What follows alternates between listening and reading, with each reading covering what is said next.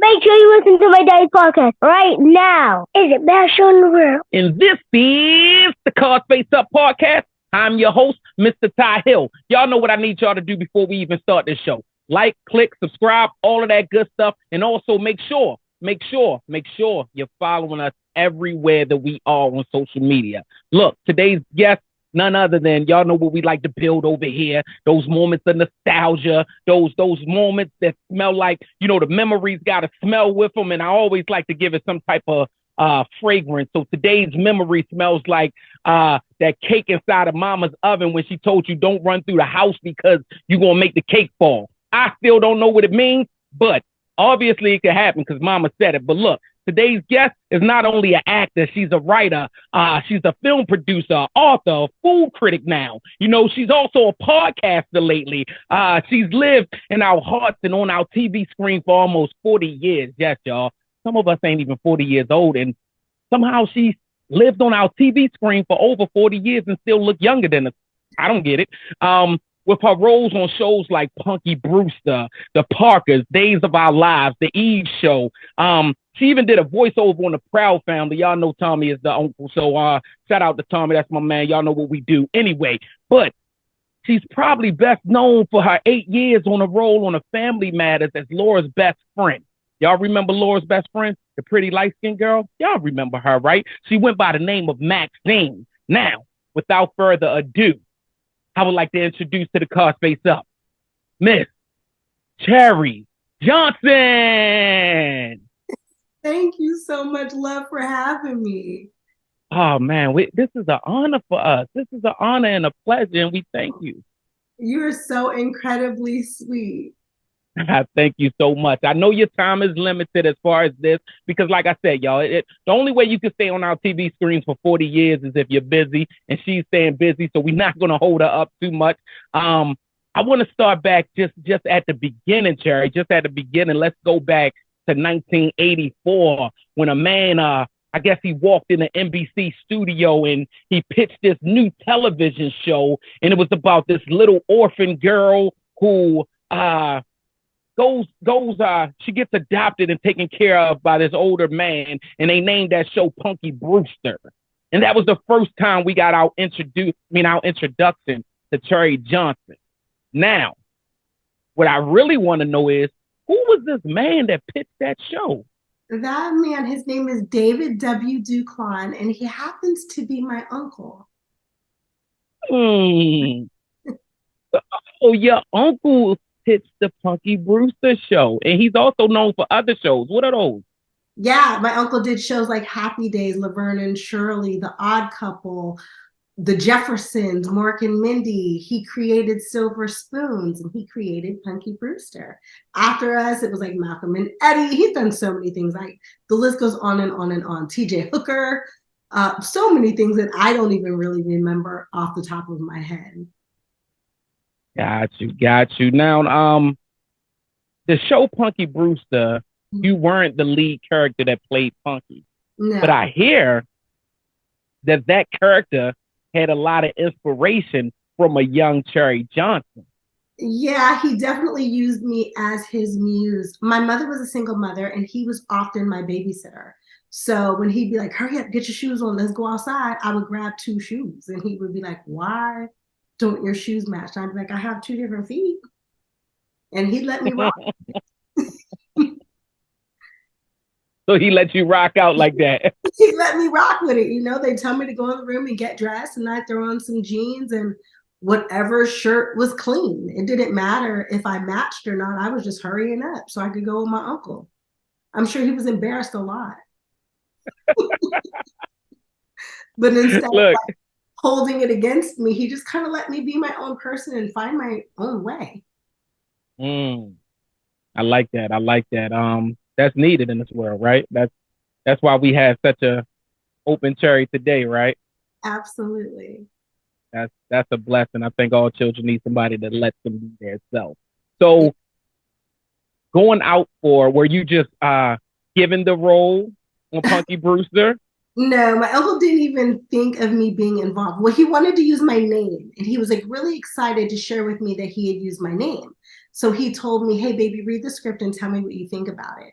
I was 6. I read it and I was like, cool, when do we go to work? Because if he's walking out the door, I'm trying to walk out the door anyway. And he was like, oh, I sold the show to NBC. We're auditioning little girls. I said, okay, well, when's my audition? I didn't even know what an audition was. But I ended up convincing his wife to take me on an audition. And she kind of snuck me there. And, yeah. And after 7 times of me I just kept showing up. Wow. The president of NBC was like, dude, give your niece the job. Okay, how was your parents' reaction? I mean, you say you was with your mom. How was her reaction when Cherie comes home and say, hey, I got a job? I think she was shocked. You know, it was the last thing that my mom ever expected. We had only lived in California, I think, for like 6 or 7 months before I got the job. So we had just come from Pittsburgh because my mom wanted an opportunity to give me a better life. My uncle had come home and kind of saw where my aunt was from. And he was like, ooh, not on my watch. You know, you've got this young single lady raising this baby by herself. Let's give her some help. So I call him, just for retrospect, for other people to understand. I'm not an orphan or anything. I have a wonderful mother.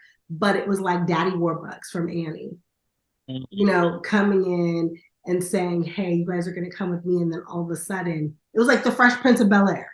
You know, it's like you leave the world that you know, which I'm from Pennsylvania, just like Will Smith is from Pennsylvania. Mm-hmm. And then all of a sudden, I'm in this place that's efficient to Bel-Air. It's called Westlake Village, which is a little bit more snootier. You walk in and you're like, this is my life, really? And so my whole life changed, you know, with those 7 auditions. So what was it like being such a big role on Punky Brewster? Because it's a hit TV show, but you're not just on a hit TV show. You're also the little girl on the hit TV show that represents us, right? You represent those people of color. Did that put a... Okay, see, I can't answer that. I have to answer that as far as the reboot. Because during I was 6 years old. So from 6 to 12, I worked on Punky Brewster. I was looking at it from a 12-year-old mind. I didn't know what color was. I never realized until we went back and we were doing press for the reboot. One of the press outlets, and I'm not sure which one it was, asked, how do you guys feel about being one of the first interracial friendships on TV? Soleil looks at me like, girl, because she know my mouth, right? So Soleil was like, don't go off. That's the way she looks at me. And I looked at her and I was like, we never thought about that. That's looking at things through an adult eye. And now sitting back 2 years later, I'm like, oh, maybe that was a compliment. You know, but I don't know if I'm allowed to cuss on your show. Yeah, hell yeah. Okay, so Lay looked at me because she knew I was about to be like, what the fuck you mean? that's the way I felt about it. What the fuck you mean? Like it's a problem? You know? I never thought about it like that. Ever. I didn't know that I was representing anybody. I just knew that I was doing what Tootie was doing, you know, because I looked up to Kim Fields. And that's who I had to watch was Kim Fields and Janet Jackson. You know, those were the women on TV, well, the girls at that time who I identified with. So I didn't really realize that like I was representing for some ladies my age. Who knew? I was a kid. It's crazy though, the power that we don't know we have, right? That's usually our superpower and shit that we really don't know that we got it, but the world looked up to that. And I mean, even looking back, but since you touched, I was going to touch that later. Years later, what we're talking about, 24 years later, Punky Brewster is revived, right? Oh, I think it was longer than that, but I don't want to give up my age too much. But but yeah. So it was revived, right? It was revived, like a whole lot of years. Yes. I cried every day. Really? Every single, you know, it was tears of gratitude, tears of joy. I was elated every single day because Punky Brewster is the job that made me love entertainment. And no other job has ever topped Punky. I don't think any ever can in my heart. And to have the opportunity to go back and be with my best friend, you know, and to stand there and represent something that my uncle built was amazing. Because of course now I cherish and honor my uncle even when I was 6, but it's so much more now. The meaning is so much deeper now, because now I've started to produce my own things. You know, I've started to create my own things. I know the blood, sweat, and tears that go into it. So it's like I've gotten to follow in his footsteps. And I just appreciate everything so much more. Wow. That was gonna be my question. How did it feel? Now I want to know, how did that I can't remember what episode it was, because I watched. I love the show. Thank you. How did it feel when you first read that script and you found out that you were a lesbian, your character was a lesbian, and you was gonna kiss a woman? Okay, so I wasn't a lesbian. I am queer, which means I'm open to loving anything. Well, the character is queer, so she's open to loving everything. Baby, they gave me a whole class. Okay. I was like, wait a minute. When I was growing up, queer wasn't a good thing. They're like, it's good now. And I was like, so I shouldn't fight nobody. They was like, no. I was like, I just want to know. They actually did not just make me queer, which I really appreciate. When I did pilot originally, I had a ring on my finger. And I said, should I take my ring off? And they said, no, leave your ring on. They said, you're going to be in a relationship, but we're not sure with who. We haven't ironed that out if they pick the show up. So they picked the show up a year later. And when they picked the show up, I got a phone call from the producers. It was COVID, so we weren't really seeing people face to face. And the producer said, hey, we need to talk to you about something really important. I'm thinking, oh, I'm not coming back. You know, it's entertainment. They fire you on the drop of a dime and don't tell you why. And they were like, hey, we're playing with your character. How would you feel about Cherie being queer? And I said, what you mean? And they said, how do you feel about Cherie having a girlfriend? And I said, yeah. And they were like, you're okay with that? I said, look, I got rules. And they said, what? I said, you better give me somebody lipstick and I want some TNA. And they were like, what? The whole room got silent, right? And I said, did I say something wrong? Because, you know, they put you through all this like sexual harassment stuff. So I was like, am I in trouble again from my mouth? And they were like, what do you mean? And I said, look, I grew up in a generation where I was one of the only Black girls on TV. So I hear from Black men all the time, you were my first crush, which I totally appreciate. I don't shrug it off and I don't take it for granted. So if you're going to give me a girlfriend, you better give me somebody who they can fantasize about seeing me with. Don't give me no butch. Give me somebody that they want to sleep with too. Everybody in the room fell out laughing. And they were like, so you're okay with this? I said, yeah. I hear Soleil in the background say, you. So Soleil wanted to call me, but they wouldn't let her call me because they're like, we want to be professional. We don't want her to feel pressure. Right. You. Soleil's like, she's not going to feel nothing. Let me call her. But they wouldn't let her call me. And she was right. She could speak for me any day. Look, I'm gonna tell you, right? I remember when I first saw it, and I saw the lady. She was over in like another seat or something inside of a bar or something. Yes. And they kind of made it like y'all didn't know each other, and then you realize. But the kiss, I was like, I think I might have stood up. I was like, oh, I gave him one of the, like, you know. But again, the representation that we play in other people's life, you know. I'm a straight heterosexual male. I think that's what it's called. There's so many different acronyms now. That's what I identify as, right? But everybody has to be represented, right?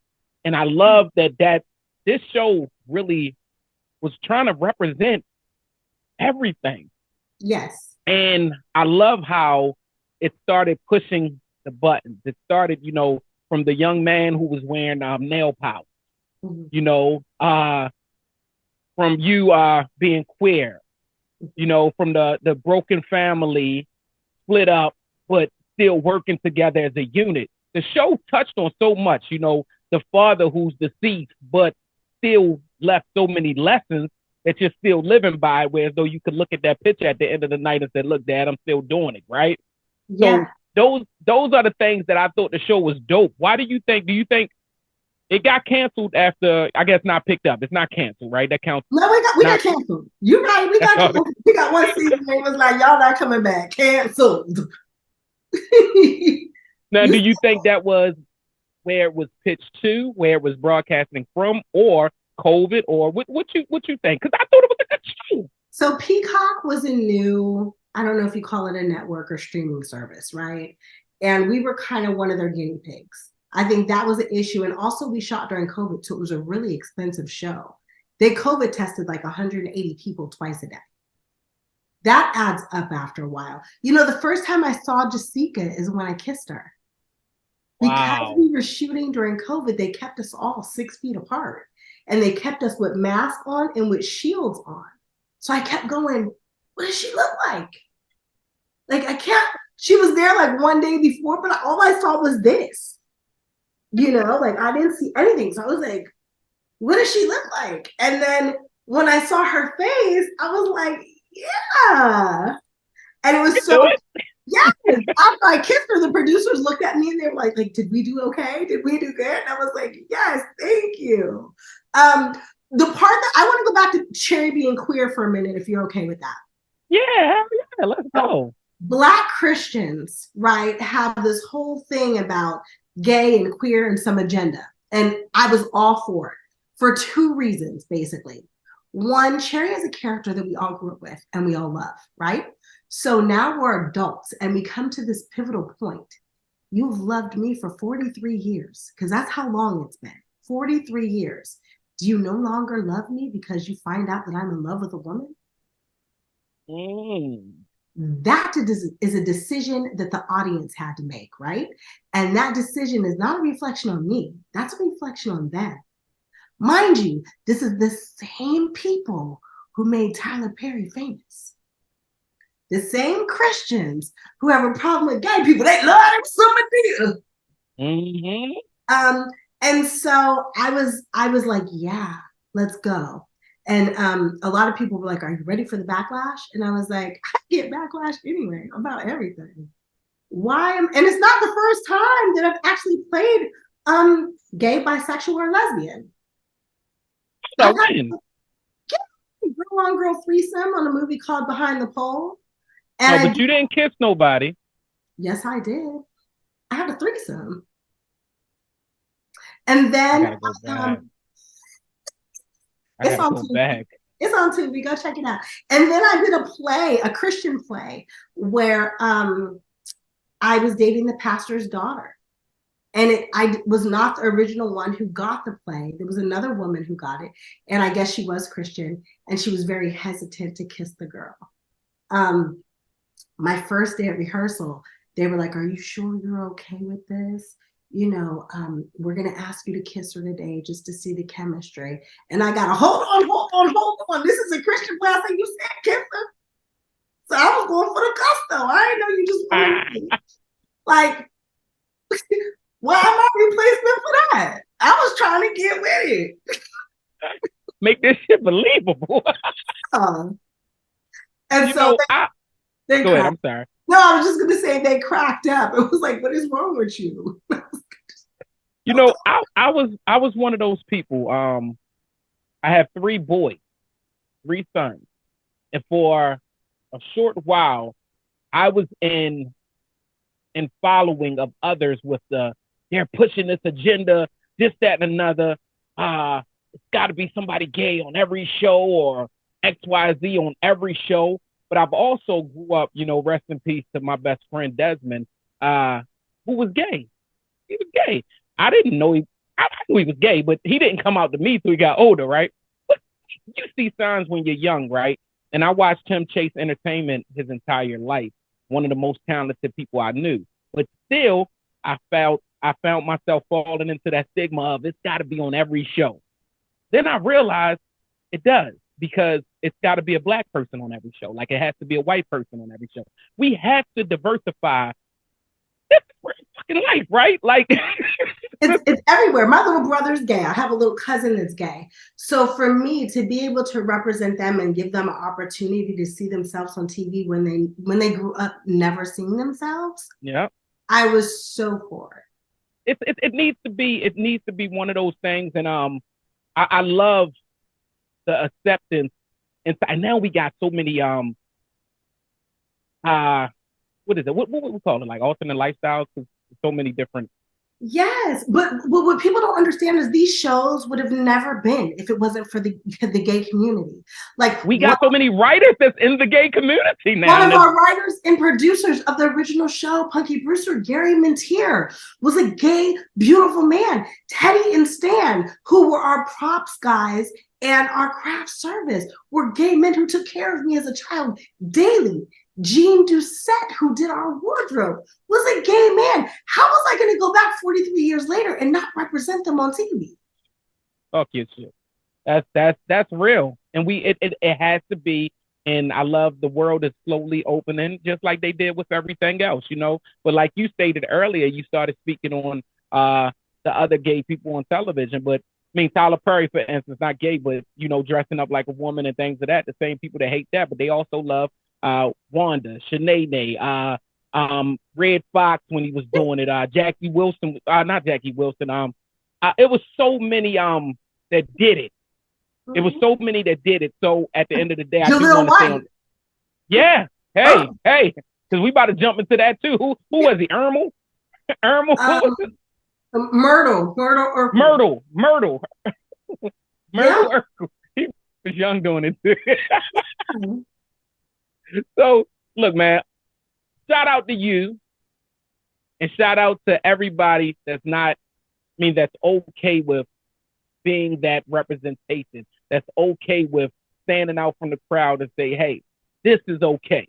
Shout out to all of that, because we support it, man. And you did wonderful in that role. You made us believe it. You made us believe it. And I'm hoping that Punky Brewster gets picked up by some other network, because it was a wonderful fucking show. Thank you. I don't know that it will, because it was a Peacock show. NBC originally owned the show. I don't know if they'll ever let the entity go. Maybe they'll just bring us back. Maybe they'll get their head out of the sand and be like, we didn't give them enough of a chance. So, or maybe we'll get like a movie or something, you know? Punky goes to Europe. We'll go. Punky goes to India. Punky goes to Bali. Send us anywhere. We'll go. And you know what's so funny? I love that we're talking about Punky, because Punky is my heart. I put on my son today because, you know, I don't feel good. I'm sick and everything. But I miss Soleil. And Soleil means son, so I have her with me. Dope. That's what it is. Shout out to her. Big shout out to her. So after Punky Brewster, you head on over to the Family Matters show, right? What was that, maybe 2 years later? I did a couple things between there, but yes, the next big thing was Family Matters. So Family Matters, how did that come about? Because you're not in the original cast. You come in what, maybe second season of that show? Yes. Once again, I'm not first pick. I was a replacement, which I am okay with. Laura had another best friend who I guess didn't test well with the network and the audience. And so they wanted to try something different. And they called me in. I auditioned, and I was super excited because one of the producers was in the audition that was also at Punky. It wasn't my uncle yet. It was Gary Mintier. And so I was really excited when I went in and saw Gary, because I hadn't seen him in a couple of years. And he called my agent after the audition and said, you know what, we really like her, but she has braces. We don't want her to have braces. And so my mom came in the room and she was like, hey, boo, they're having callbacks. They liked what you did, but you have braces, and they don't really want somebody to have braces. And so I sat on that for like 20 minutes, and I went in the bathroom and I got toenail clippers, and I took all the bands out and the wire out, and I popped them all off. And I came out and I said, Mommy, can you call Iris? Iris Burton at the time was my agent. Yeah, that's what my mom looked like. And I said, I took my braces off. I still have glue there, but if I get the job, can we just get the glue taken off? That's exactly what my mom's face looked like. and I have a Black mother. So my mom was like, what the fuck were you thinking? Do you know how much those cost me? I'm gonna beat your ass. And I told her, Mom, if I get the job, I'll pay you back. Can I please just go back in? So my mom called Iris. She was cussing and screaming on the phone. And then she came back in and she was like, Tuesday, you want to go back and do this? Yes. I went back, got the job, never paid my mom for the braces. She's still bitching about it today. My teeth are still crooked, but I think she forgives me. But still cricket. What the fuck? You pulled the DMX. That's what they said DMX did when he had his mouth wired shut, like he broke through the wire into rap. You were really that. Yeah. What did Eminem say? Eminem says something to the music. If you want it, you better never let it go. Yeah. One shot. Do not miss your chance to blow. The opportunity comes once in a lifetime. Once in a lifetime. You got to take every opportunity that comes to you. Never know what it will turn into. I say no a lot, but I say yes a lot more. But people tell me no way more than I've ever heard yes. You know, even like tonight, like people kept saying, well, why don't you reschedule the interview? I said, because this man asked me to do it months ago. I might sound snotty, but he'll forgive me and I'm showing up. Listen, I'm forgiving. I am blessed and honored. And I would have been just as blessed. You know how long we've been talking. I would have been just as blessed if you had to reschedule. But I'm so thankful that you chose to give us this moment in your life. But fuck, you only get one chance sometimes, you know? And you never heard that story. Yeah, you never know what the opportunity can turn into. I had a job for like 8 whole years because I took off some braces. So look, I heard you speak on Family Matters once, right? And it said you said you didn't watch the show. No. So for the world, once again, Cherie is making this big statement without knowing that Cherie is making this big statement. For the world, Family Matters was it. Friday night, TGIF, Family Matters. We were in the house. What was Cherie doing during this time while Family Matters and the rest of the world was watching? I was working. We were shooting Family Matters. Like Friday night was our tape night. So yeah, our show started at like 6:30 p.m. So while you guys were watching the lineup, we were shooting the lineup. And then we worked where we had 3 weeks on, 1 week off, right? So that 1 week when I wasn't working, I was in the club. I was not trying to sit back and watch TV. I was trying to get in them streets because I didn't have to be at work. So what was that like then in the fucking club then? Did Cherie feel as though she had to play Maxine out in the streets? Did you have to be, and was there any pressure on being, because Maxine was sort of a kind, sweet girl. I hear you gangster. I hear you a whole gangster in these streets. You know, I'm from Pittsburgh. I'm from a small town called Duquesne. I moved to a really nice neighborhood, Westlake Village, but you need to meet my mama. My mama's a whole thug. So you never forget where you come from. You never forget who you are. You know, Maxine was just my job. She was not, I'm Cherie. My name is Cherie Monique Johnson. When they see my name on the resume, they know exactly who I am and where I'm coming from. And I've never been able to be any other person. You know, I was in the club doing way too much, way too young. I wasn't like Drew Barrymore because I had a Black mama, so I couldn't come home drunk. But I could be in them streets for a little while before she realized, you know what I'm saying, I needed to come home. And she was going to call me and tell me I needed to come home too. And I was going to come because I was scared. But I was going to have fun while I was out there. I was not Maxine at all. And I never felt the pressure. We also didn't have social media then. Paparazzi didn't have a job title then. So I was living my life, like really living my life. And I didn't feel like I was under a microscope. I also didn't know what famous was until I was 30. By then, Family Matters was over. Okay, so I get it. Yeah, it's a different world. Yeah. So, so with Family Matters and you being outside and stuff like that, who was it? Anybody on from the set? Like I see, you still cool with a lot of people from the Family Matters cast. Was there anybody that you was partying with, having fun with off the set? Not really. Like me and Darius sometimes. But I couldn't hang out with Darius too much either because Darius is wow. But I would see people like Mark Curry, who was on Hanging with Mr. Cooper. He used to send me home all the time. Dr. Dre used to send me home all the time. Easy would let me hang out, but then I would get caught and Dre would send me home. Hold up. Girl, Yes. you ain't about to slide off that your NWA whole little reference and shit. Tell us the NWA. So where the hell was you at with Easy and Dr. Dre? I hear Dr. Dre your favorite rapper too. He is. I have so much respect for him because the man is seriously a genius. He is a musical genius.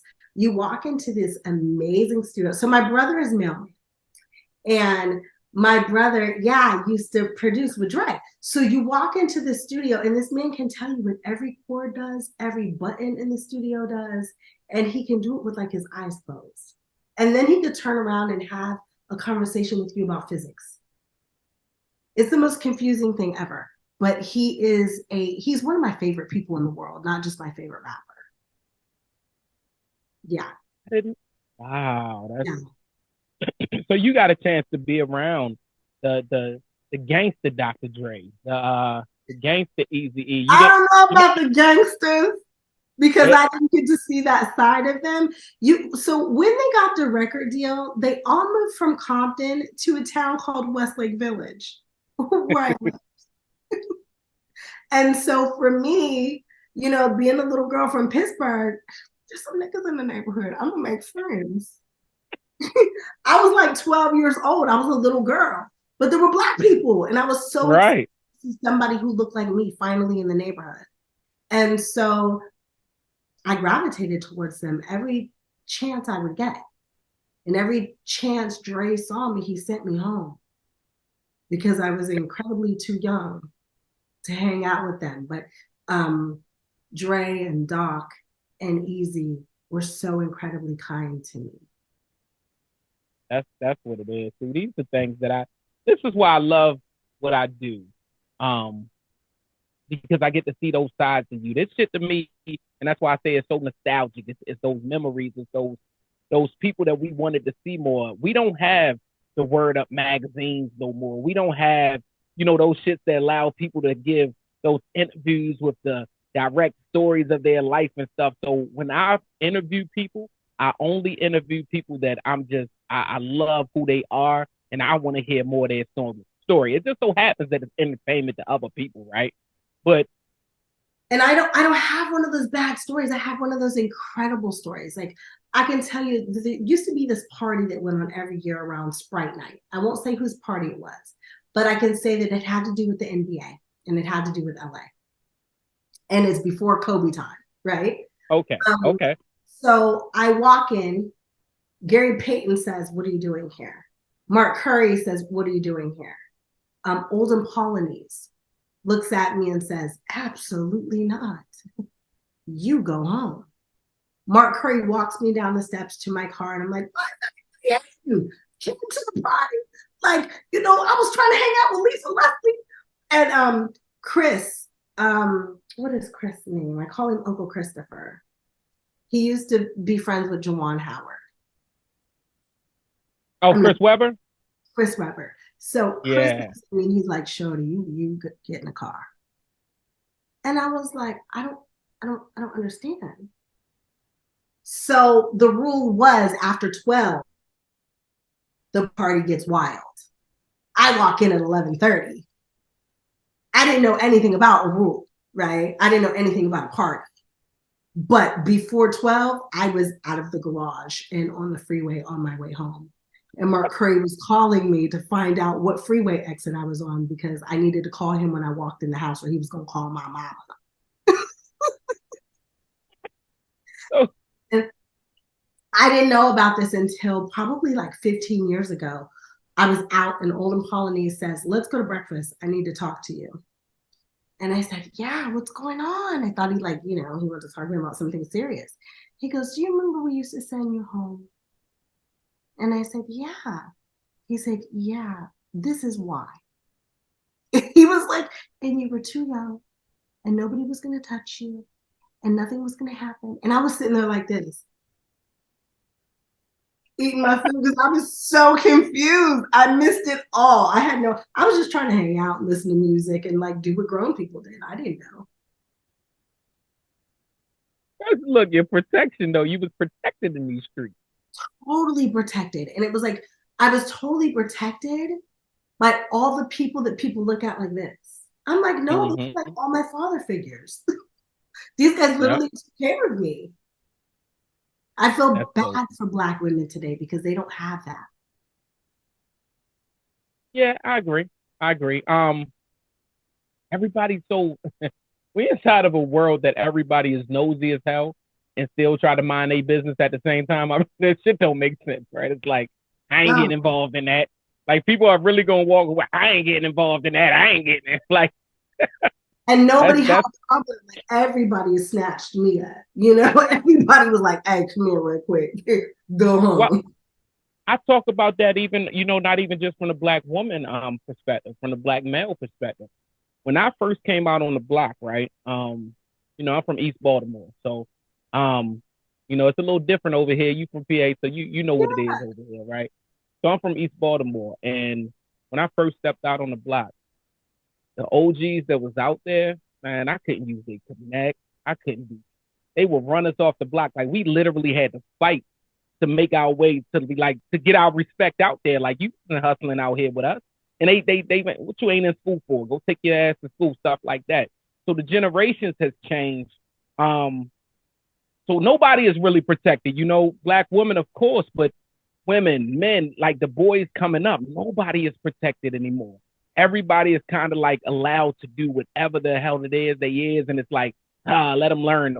But they're not getting a chance to learn. They fucking dying before they even learn anything. Like, it's sort of like getting the worst disease ever on your first time having sex. Like, fuck, can I get some shit that I take a pill from and get rid of? Like, all of that. But if you're Cherie, you got sent home. You didn't even know sexual activities was going on.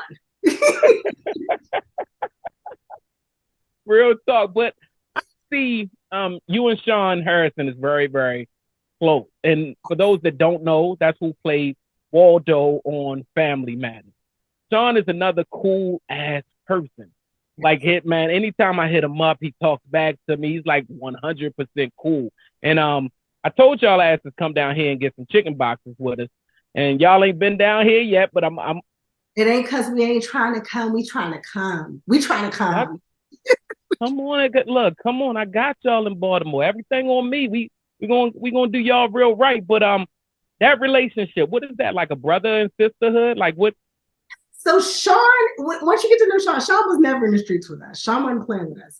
It was shenanigans and child's play. Sean was like, ain't nobody got time for that. Sean was in college. He was doing his thing. He would hang out with his friends and play cards and stuff, but he ain't doing the wild stuff. Sean is how can I put it? He's my diary. Every single stupid thing I've ever done, he knows. He's my confidant. I've known him since we were 8 years old. He was actually on Punky Brewster before he was on Family Matters. Yes, you didn't know? So we did a Camp Waxahachie show, I think is what it was called. And I was supposed to meet him at the Kissing Rock and Kiss, but Grandma wasn't having it. Yes. Oh. And so that's when we first met. And we've just been friends ever since. You just blew my daggone mind. I gotta go back and look at so much. Yeah. I don't remember that. Well, I kind of vaguely remember the episode, but I don't remember who it was or nothing. So now I gotta look back and see a young Sean. Yes, and our personalities are totally different. Like he's completely grounded and he's solid. Not that I'm not solid, but I am a butterfly and a hippie. And I just don't think everything to me is a joke. And everything is serious. Life is serious, right? Like when you wake up in the morning, he has a routine. He has a face routine. He does his hair routine. He takes a shower routine. Me, I just kind of wake up. I might take a shower and wash my hair. It's probably going to be wet for hours. Like it's just, it's whatever happens, is how I live my life. I wake up and everything's pretty spontaneous. Sean has his, this is happening at 1, this is happening at 3. By 3:30, I have to be off the phone to do this. I'm like, dude, I don't even know what's going to happen. Like, what I'm going to cook for dinner. Who knows? When is dinner? An hour ago. So our personalities are just totally different. And that shit brings y'all together at the same time. Yeah, because I think he likes laughing at me. Listen, I'm gonna tell you, you are a character, but it's fun to watch you. It's fun to watch you. So, over the years, we've seen you step away from the screen, do producing, and be behind the scenes. Sort of like your uncle, right? What do you prefer? Oh, that's really hard. Okay, so I prefer producing if I have to keep playing the nice best friend. Because after a while, she's boring. Like, I am kind of the nice girl in real life. I'm not dumb like everybody thinks I am, but I am nice. So I don't want to play myself forever. Like, that's not fun. If I got to murder somebody, then I might really enjoy it. Or, do some things that you're not expecting for me to do on film. But producing gave me a new challenge. And with that challenge brought my passion back to the industry that had bored the shit out of me, honestly. So it made me love it again. I would have to say acting is my marriage, right? Because we've been together forever and we're never going to divorce because I'm just one of those type of people. But producing is definitely my Miss Door. Because the cheating gets me aroused all over again when my marriage was no longer getting wet. And it brings back the passion that I once had for the industry. And writing is my therapy that has helped keep my marriage and my Miss Door and myself sane. That's real. I get it. I like seeing all aspects of what you do. I think you're one of those people that I needed. And you spoke on, people I guess they get confused with your character and the real you, right? They might think you're ditzy and things of the sort. Mm-hmm. I don't think that your social media, and now that we are in the social media world, I don't think that they can get that anymore. You're very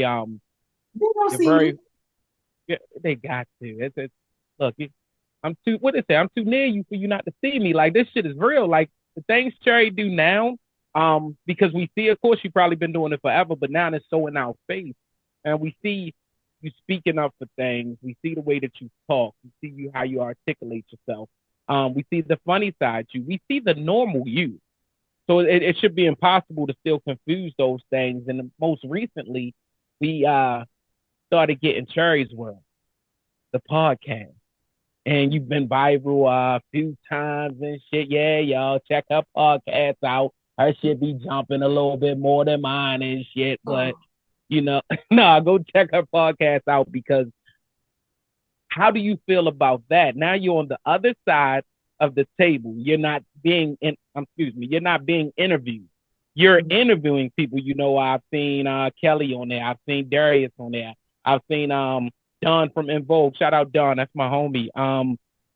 Well, it's been so many people on there that now you get to play not the fan, but the fan at the same time, right? The person that's interested in it, right? Totally. How does that feel? I love Cherie's World because it gives me the opportunity, like you do a show where you humanize a celebrity and you're not up on the gossip, but you're interviewing people who interest you. And so for me, getting to show people the human experience of people who I grew up loving is everything. Like, hello, I interviewed Big Daddy Kane. I was gonna marry me some Big Daddy Kane when I was 12. That's my whole husband. And so to be able, shout out to, look, now y'all know why my man is on chocolate and everything. Yeah, I've been loving chocolate for a long time. So seriously, like, he gonna kill me for that. But Big Daddy Kane was my whole husband. And so to be able to sit down and ask him, hey, can I interview you? And he said yes, it's like a total dream come true. Tamar Braxton, huge. But also the homegirl that I call Boots. You know, I got to have a conversation with her that I've never had with her. We too busy talking about our kids and food and hair and stuff like that. But to sit down and have a conversation with her and see a side of Tamar that is actually extremely cute. Tay is shy. Tamar isn't big and flamboyant and all that stuff when the camera's on. So I think my interview with her is amazing because people got to see the person that I know, not the person that was on the reel or, you know, Tamar and Vince. I don't know his name, but I guess I don't need to because she got JR now. My bad. Him. Yeah, him. You know what I'm talking about. But it wasn't it wasn't that Tamar that we all know. It was who she really is, and I appreciate that she gave me that. You know, Emmanuel Lewis, who doesn't do interviews at all. Oh yeah, I've talked to Emmanuel about 15 times. I think him and Sean have turned me down the most. And they're about the nicest people. They might have. Somebody told me the other day, I have the nicest letdown voice ever. They like, man, you let people down so nicely that it's okay. Those two might have let me down the most nicest way over multiple times. And so each time I go back at it. Let me tell you how I got Manny. I'm going to give you a secret. Manny hates interviews because he hates question, right? He's a person. Manny and I had a conversation. If you watch it, Manny is out eating. And I was pissed off that it was virtual because I wanted to be on the other side of the table like, what we gonna get? You know? And I let him lead the conversation. And he also knew by sitting down and talking to us, I was never going to set him up. I was never going to ask things that made him feel uncomfortable or put him in a hard place. And so he was safe. Got you. All right. Man, I'm coming for you. Just want you to know. Okay. And Sean, look, I'll tell you how to get Sean too. I feel like I got to buy Sean food. Oh my God, that'll totally work. Buy him food and tell him you only want him to talk for 15 minutes. He's terrified of being bored. And he's terrified of you asking him the same thing that 100 people have already asked him. So tell him, Sean, I only need you 15 minutes. Tell him, Cherie told me. He's going to laugh. He's going to hate me. He's going to cuss me out, but it's all good. But be like, Cherie told me that I had a chance if I told you 15 minutes. And he's going to be like, that motherfucker. And he's going to call me and he's going to be like, motherfucker. I'll be like, I said it. I'm hitting his ass up tonight. Watch. So look, Cherie, I know I'm holding you and you sick. I don't want to keep holding you. I do have next for you. Look, I appreciate the hell out of you. I took some tequila for you. So right. They gonna put both our asses to sleep, right? So I do want to talk about one last thing, right? Actors and writers are on strike right now. Mm-hmm. And I don't have to really ask you what side you stand on because we all can see what type of person you is. What are your feelings right now? What are your feelings, especially somebody who has two popular shows where syndication could continue richness, right? So you want me to be real? I do. I ain't had no goddamn job anyway. I'm unemployed like a motherfucker. Like, I've been unemployed since they canceled Punky Brewster, right? So I'm not really tripping on that. But they know that they signed us up for some shitty contracts. They know that our residuals are not what they're supposed to be. Streaming has basically done to TV the same thing it did to the music business. It killed us. The only time we can get paid is from our appearances or from our initial run, right? Because our residuals suck. They've been sucking ass. This ain't new. They've been sucking ass since SAG okayed an extra, I don't know what it's even called, but it's like an extra extreme low budget agreement where actors could literally work for $150 a day.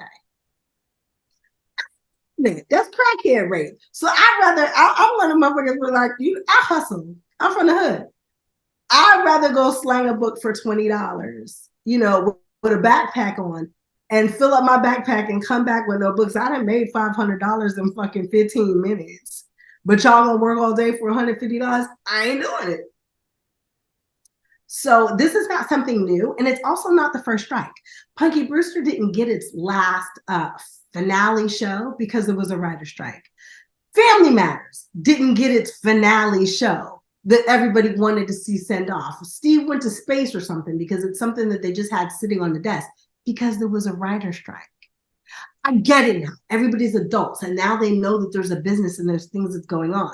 This ain't the first writer's strike. Wow, see, that's something like you said. Yeah, so I didn't know. Monkeys, chill out. Most of y'all that's talking about it ain't even in the union anyway. So sit back, relax, and look up 15 years. They're gonna do it again. But you say you unemployed, so you don't get. I mean, I feel bad for my brother. I have a brother who is a cameraman, and he hasn't been able to go to work since May. So I feel bad for the crew who it's affecting, who, can't go to work. And I feel bad for the people who can't pay their bills. But like, while other people was driving Mercedes and shit, they was all clowning me because I had a Toyota Camry. But my Toyota Camry was paid for. So I was still driving too. Oh, I don't know. I don't have it no more. It lasted. I said I was gonna drive it till the door fell off, and the goddamn door fell off like 14 years later. I went through valet one time. I went to get back in my car and I had to lift the door up and pull it shut. So now, shout out to my Toyota Sequoia because it's still going hard. I've never tried to be like real flashy like that. So I still got some money. My bills is paid. I'm not really tripping. How do you like being a star? You like this shit? How do you like being a celebrity, a star? You like this shit? You look like you. I don't think I've ever been one. You don't think? No, I never subscribed. My mama told me when I was little, right? I think I got out of hand. I don't know what I said, but somebody said something to me about being a star. My mama said, look up there. Look up there. You see those? Those are stars. I can't touch them. I could touch your little black ass. And I looked at her and I got it real quick. Yes, ma'am. I don't think I've ever been a star or celebrity. I just been somebody who happens to have a different kind of job. But you guys grew up with me. Like, we went to the bathroom together. You ate dinner with me. I was in your room when you was grounded. Your parents still let you fuck with me because I was that friend that wasn't going to get you in trouble. That's me. Fucking enjoying talking. Thank you. I got some great interviews. I got some great people I've talked to, but I just love those ones that's trying to be their self, which should come natural, right? But the ones that are being their self, they stick out to me so much, and I appreciate you for being yourself, for always being yourself. What do we have to look forward to? Is it even known to Cherie yet, or it's just it's in the sky? Fucking when you see me, you see me. So no, I'm gonna drop you a little something. There's some things in the pipeline. You know what I'm saying? I'm not really worried about this whole strike thing because it's gonna blow over. But there's gonna be more Change World podcasts. I got another book that's coming out next month, and it's called Manifest Your Year with Me, because a lot of people in the Black community don't know about manifestation, and they're just now starting to learn. I've manifested my whole entire life. Everything in my life has gone exactly the way it was supposed to, including all my bad relationships. Like, I did it to myself. And I wrote a book talking about my bad relationships called Stupid Guy Diaries that you can find on Amazon. But my man has convinced me that I need to do like a TV show. He said, because nobody's dating life has been worse than mine. And because it's absolutely comical and it doesn't make sense, I should share it with the world. And I was like, so laugh at my pain? He said, exactly. And so now we're actually looking for a girl who could play a young me, because I think it'd be better if it was depicted with a character of Cherie instead of Cherie. I'm getting a little old, so I can't be doing all that shit I used to do. Yeah. But if I could find like definitely at least 18, maybe 21-year-old me who could play 15 and age up, that's what I'm looking for. Okay, and then we're gonna get like some Cherie's World type of situation. Yeah, some Stupid Guy Diaries is what it's called. And it's actually a diary that I kept, that I published after every one of my horrible dates. Women in the industry date groupies too. We just don't talk about it. And I decided I was going to talk about it because male groupies are a problem.